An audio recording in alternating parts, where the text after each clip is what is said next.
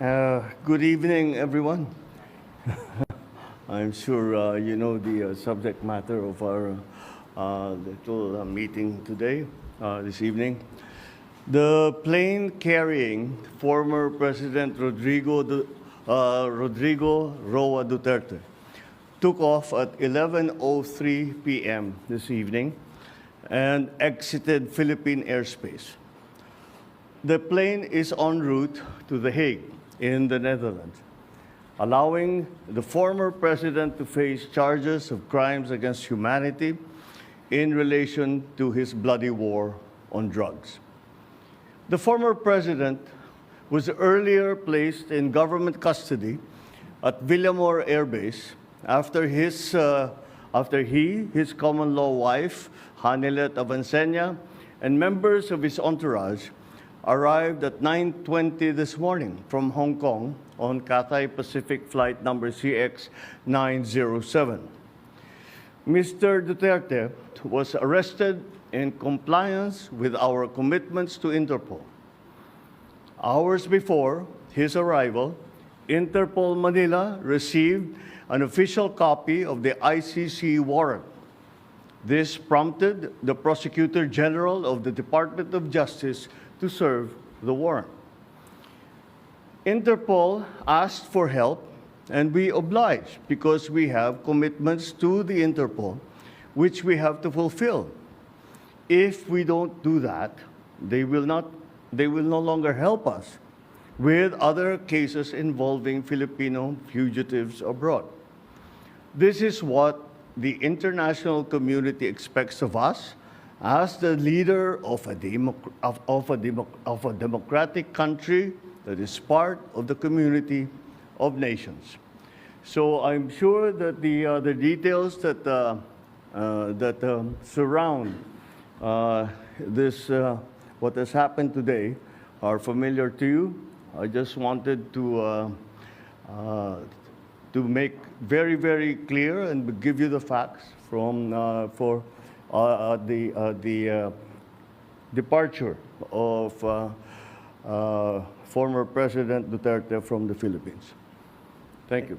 Thank you very much, Mr. President.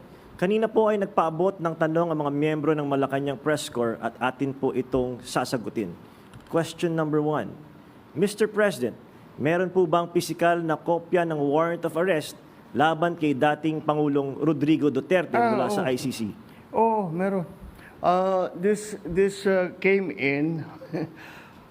Actually, it came in. I received it from Secretary Remulla. I received it at 3 a.m. last night, and I looked at it, and we went back and forth.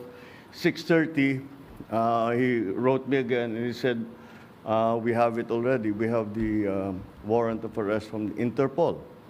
And I said, "Okay, we'll put all our plans into place, and sige, let's proceed as we had discussed." Now that's what's happened. So yes, there is a very clear document that will explain that will explain the basis on how we conducted this arrest of former President Duterte. Sir, is it okay if we give them copies of the arrest warrant, photocopies of the arrest warrant? Will that be possible? Do we have limitations on that? We have the limitations, but we can. We have here the SILG, who has been, of course, part and parcel of the entire operation. We will provide the PCO with a digital copy. It has been attested by the Secretary of Justice and the Department of Justice as a lawful and legal warrant. We will publish it after this press conference, and you can use it as reference. These are. It's very simple. It's a request to the Philippine government from Interpol to enforce the arrest warrant.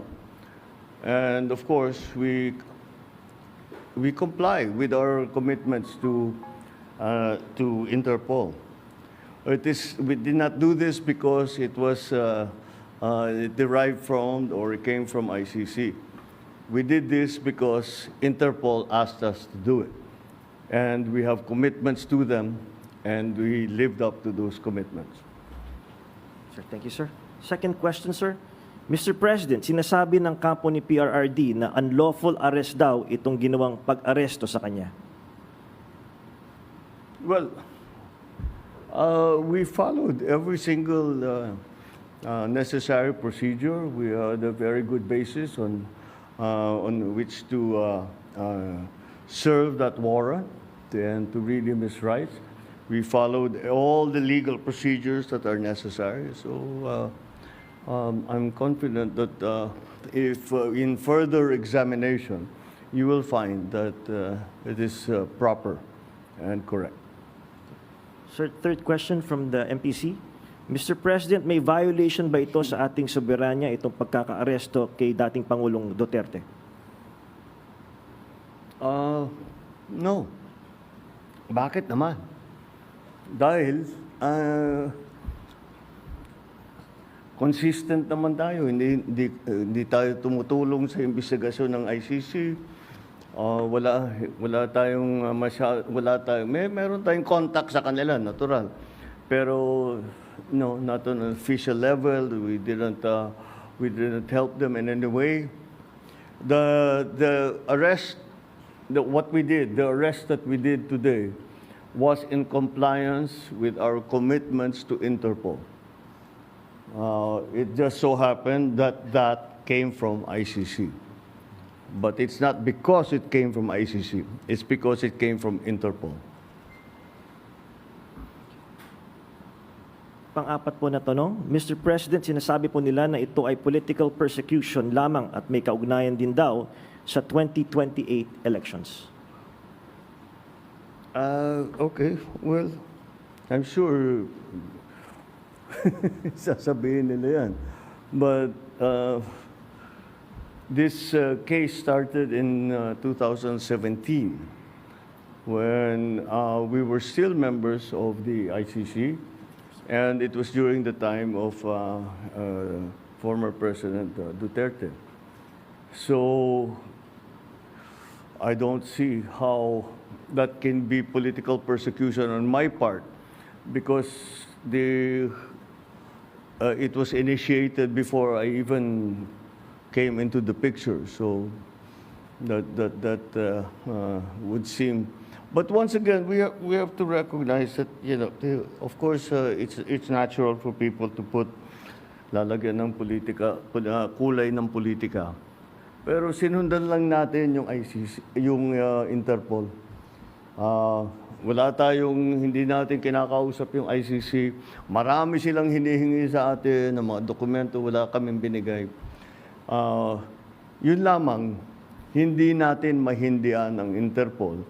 Pag sinabi sa atin, tulungan nyo kami, kailangan namin kunin itong taong ito.